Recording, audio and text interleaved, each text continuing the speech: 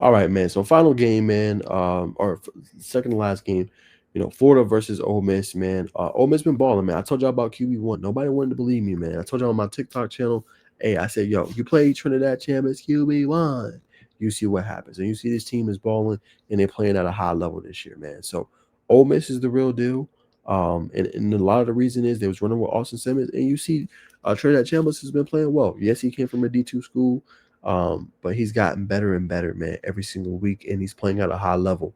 And it's unfortunate for Florida because this is supposed to be the year they take a step forward. They did have one of the hardest schedules, but DJ Lagway has regressed. You know what I'm saying? He has regressed mightily.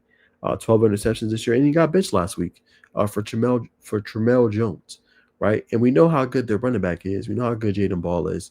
Nearly 1,000 yards, 747. But it's just this should have been a better year. You have Vernon Brown the third, Dallas Wilson before he went down, Eugene Wilson, and a very competent defense. I would say a defense that makes plays, right? Caleb Banks. You have pieces on that defense that's elite, but they can never get the play calling going. They can never get the offense playing at a high level.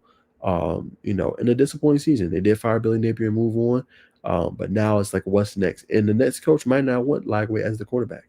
Can he fix Lagway as a quarterback? I don't know. Remember, this was the Gatorade Player of the Year from Willis, Texas.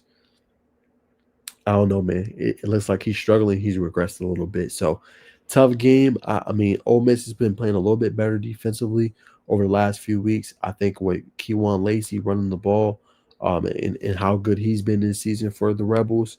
What I'm saying, he's a problem. 16 touchdowns, one of the best I think in the nation right now.